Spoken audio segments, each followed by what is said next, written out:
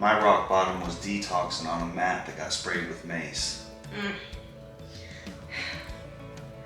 My rock bottom was stealing my dead father's jewelry and taking it to the pawn shop. Welcome to Recovery Inspired Hope, where your testimonies give others courage to speak out about addiction and stomp out stigma. Don't forget to follow and subscribe on everything social, #jamietall. Better. You ready? Mm-hmm. My rock bottom was jail. My rock bottom was being homeless. My rock bottom was digging out of ashtrays, hoping for half a cigarette. My rock bottom was having to sleep with people so I could sleep on their couch. My rock bottom was detoxing on a mat that got sprayed with mace. My rock bottom was stealing my dead father's jewelry and taking it to the pawn shop. What a rock bottom. One of the good things in recovery is I don't have to live like that no more.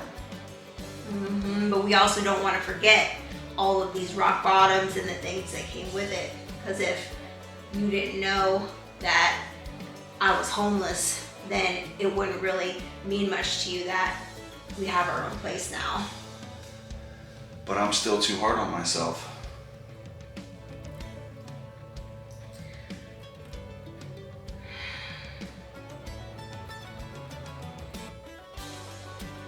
What you did is not who you are.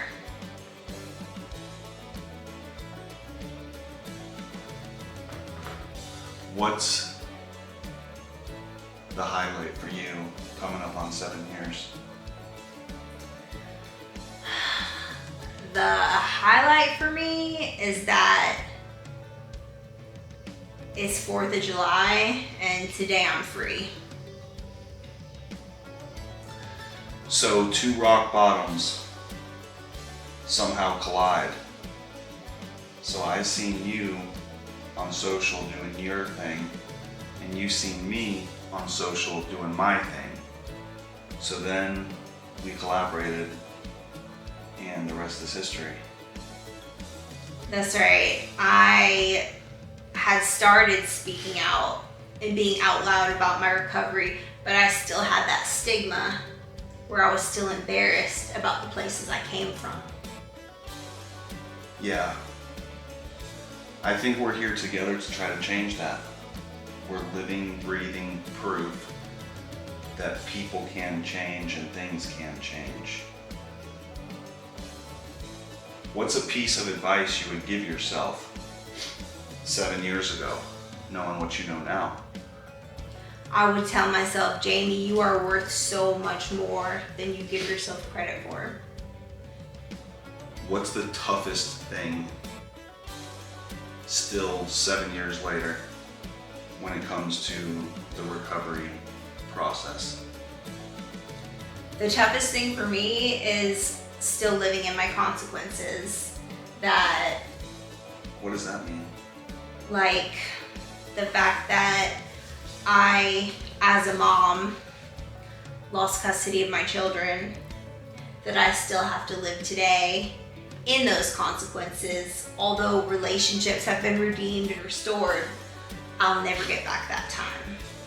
I signed my parental rights away and stayed a couple addresses ahead, and that's something I have to deal with as well. What if the person that's watching is considering sobriety in their recovery journey, but they're just not too sure? Is there something you would advise or a piece of advice you could render? I would say that you should just do it scared. But I'm already so scared.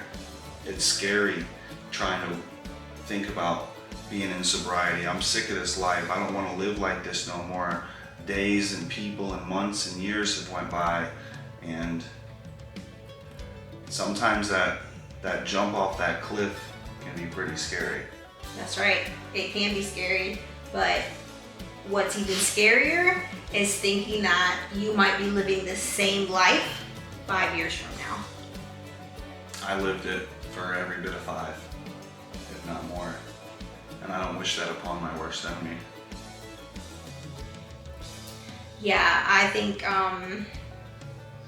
I was in my addiction for like 20 years before I knew that I wanted to do something different, but I didn't know what it looked like. And that was the scary part, because what was I gonna do if I didn't have those friends anymore? Who was I gonna hang out with? Was I gonna be all alone? Where was I gonna go if I didn't have the same party spots? What was I gonna do? Right. I think that's a good one. But right now, I want to adjust them legs. After watching this, I want to bring the camera higher and closer to us. Okay.